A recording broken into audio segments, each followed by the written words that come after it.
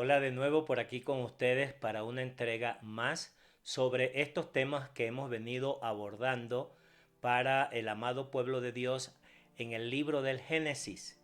Como saben, mi nombre es Henry Carvajal y en nombre de Iglesia Vida nos sentimos muy contentos con el amado pueblo del Señor que viene siguiendo estos temas muy interesantes y que son el principio de los orígenes de todo lo que abarca la palabra de Dios y el pensamiento de Dios para que el hombre pueda ser edificado, para que pueda conocer de esos planes de Dios.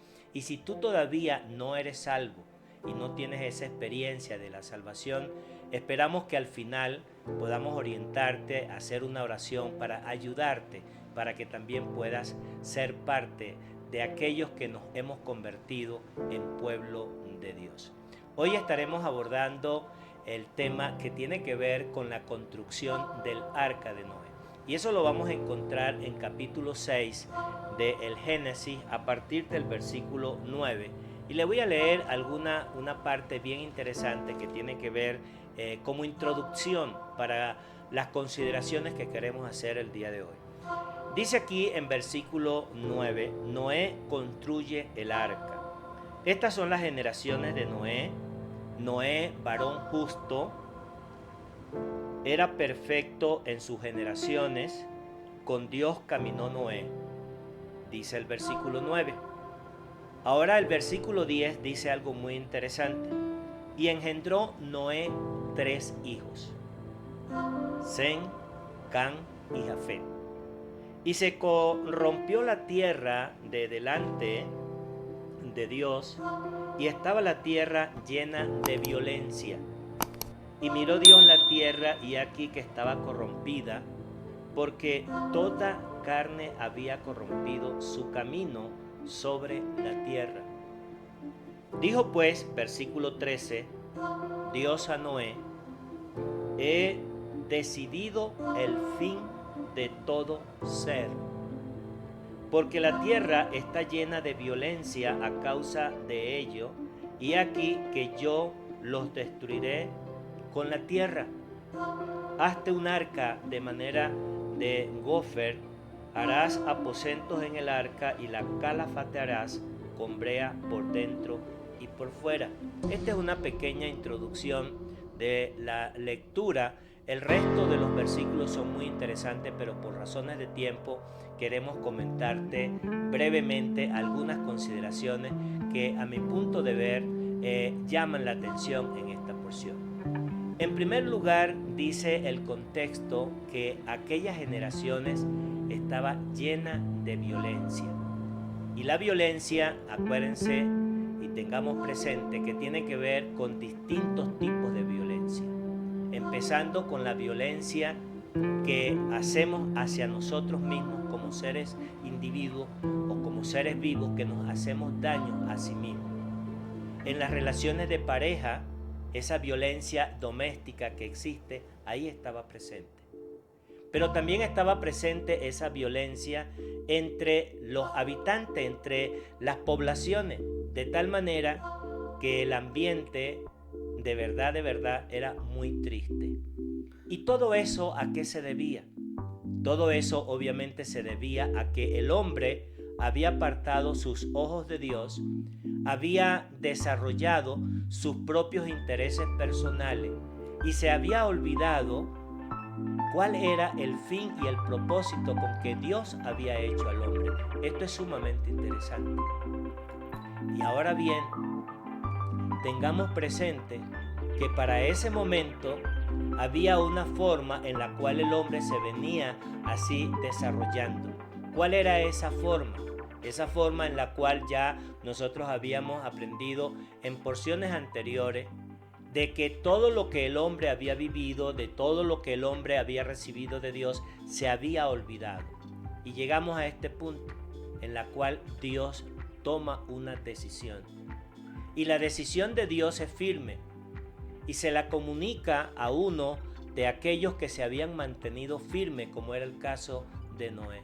Y le dice a Noé: mira, Noé, definitivamente he tomado la decisión de destruir a todo ser vivo. Esto es impresionante, mis queridos hermanos, y esto es impresionante, mis queridos amigos que me están escuchando. Probablemente habrás escuchado acerca del diluvio. Seguramente habrás escuchado de que hubo un diluvio universal, y durante todas las generaciones y todas las culturas, la gran mayoría ha escuchado precisamente de que hubo un diluvio universal. Algunos quieran creerlo o no lo quieran creer, hay ciencia detrás de eso que ha demostrado de que hubo un diluvio universal. Pero en este aspecto, en el cual precisamente antes que se desatara ese diluvio, justamente Dios prevé una fuente para salvación, porque Él es un Dios infinitamente misericordioso. Y además de eso, el capítulo 6, a partir del versículo 9 en adelante, nos relata que Noé tenía 3 hijos. Era Sem, Cam y Jafet. Algo maravilloso, porque cuando entendemos de toda la raza humana, que precisamente todos descendemos de esas 3 genealogías, esto es impresionante. Dios estaba preservando, al final de cuentas, por su infinita gracia y su infinita misericordia, preservar para que se pudiera llevar a cabo todo el plan que Él venía enseñando desde el huerto del Edén con la creación de Adán. Y ahora estamos en este punto. Y en este punto hay varias cosas que yo quisiera resaltar, a manera que podamos aprenderlo desde el punto de vista práctico, pero también desde el punto de vista de la enseñanza, en los detalles que justamente Dios así le dio como instrucción a Noé a la hora de construir esta arca. En primer lugar, quiero resaltar los materiales que Dios le dio como instrucción. Le dijo: lo harás de madera de ciprés. Una manera que precisamente es muy difícil que el agua la pueda corromper o la sal la pueda corromper. Y esto es bien interesante porque precisamente habla de esa pureza y habla de esa perfección, de que esa arca, como tipificaba al mismo Cristo Redentor, al cuerpo precisamente de Jesús, era una madera que no había de corromperse. Y precisamente eso habla de manera práctica de lo que era el cuerpo del Señor, de lo que era proféticamente hablando del Jesús que en el día de hoy, en esta modernidad, nosotros conocemos como el Cristo, como el Salvador. El que murió en la cruz, pero que estuvo 3 días en el sepulcro, cuyo cuerpo no vio corrupción. Ahí estaba esa madera, que no era cualquier madera, sino que había sido precisa la instrucción a Noé: debe de ser de ciprés. Pero por otro lado, le dice: la calafatearás por dentro con brea. Y esto es interesante. ¿Por qué? Porque obviamente una manera que se iba a ir uniendo de tabla en tabla podía dejar fisuras, y por esas fisuras se podía así introducir precisamente el agua y pudiera haber aquella arca inundado, etcétera, etcétera. Hay así, vamos a decir, maquetas que ya se han podido ver, y que incluso fotografía de cómo pudo ser aquella arca, que realmente era como un cajón cuadrado con varios pisos, varios niveles para que se pudiera hacer. Pero este detalle de la brea es bien interesante. Para no alargar el tema, lo que quiero mencionarte en este punto es que esa brea, en el original hebreo, tiene una raíz de un significado muy interesante, que es similar a una palabra que también en hebreo y en griego, pero que traducida al español es la palabra expiación. Y esto es muy interesante, porque cuando hacemos la conexión de esa arca que fue construida con esta madera y que había sido cerrada aquella fisura con la brea, dando a entender que precisamente era que significaba esa palabra expiación. Esto es interesante, mis queridos hermanos y mis queridos amigos que me están escuchando. ¿Cuál es la razón y cuál es la parte importante? Muy interesante. Porque para que nosotros podamos entender lo que era una expiación, era donde justamente se derramaba la sangre de una víctima inocente y que esa sangre podía satisfacer las demandas de la justicia de Dios. Pero que en el caso de la obra de aquella arca, igual como en la obra de Cristo, aquella sangre no fue de un animal inocente, fue de un ser que se hizo que era Dios y se hizo hombre, y estando en la condición de hombre se ofreció voluntariamente para morir en la cruz, expiando, óyeme bien, no cubriendo, expiando, porque cuando se expía se quita la culpa, se quita el pecado. Y en esa expiación, a ti y a mí, hoy yo que te hablo, que te puedo hablar con plena libertad, de que mis pecados han sido perdonados, que mis pecados han sido expiados, es gracias a ese sacrificio que Cristo realizó en la cruz una vez y para siempre, a favor tuyo y a favor mío.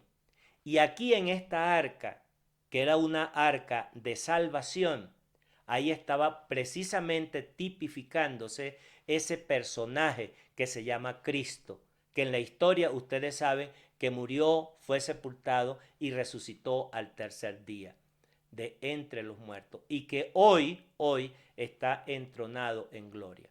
Pero yendo más al detalle de la construcción de esta arca, es algo bien interesante. Mira, el otro elemento es cuánto tiempo se tardó en la construcción Noé para hacer aquella arca.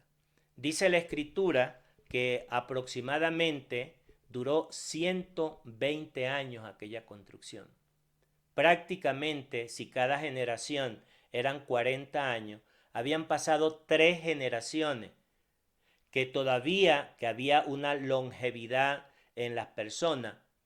Todavía aquellos que estaban viviendo en la época de Moisés, de Noé, pudieron escuchar el mensaje. Y era un mensaje que estaba basado no simplemente en palabras.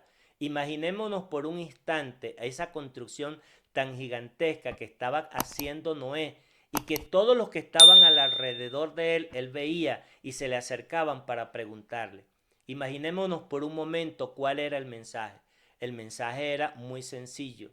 Va a haber un diluvio, estamos construyendo esta arca y en esta arca, si tú quieres entrar, porque hay una puerta, una sola puerta para entrar a través de esa arca en donde podrán ser salvos. ¿Y qué crees que pasaba para aquellos coterráneos y todo lo que estaba aconteciendo?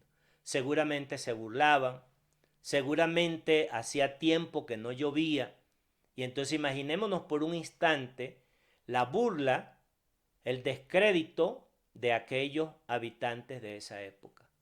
Finalmente Dios conocía el corazón, pero Dios no podía renunciar a algo tan maravilloso que era su propia esencia de misericordia al darle la oportunidad para que el hombre pudiera alcanzar salvación. Al final de cuentas, nadie le creyó a Noé. Y solamente entró Noé, su esposa, sus hijos y las esposas de sus hijos y un par de cada especie de animales. Y en el momento, dice la escritura, que se cerró la puerta, cuando finalizó la construcción de aquella arca, comenzó aquel gran diluvio. Finalmente, ¿cuál es el mensaje que quiero decirte? No es tan distante a lo que hoy nosotros estamos viviendo.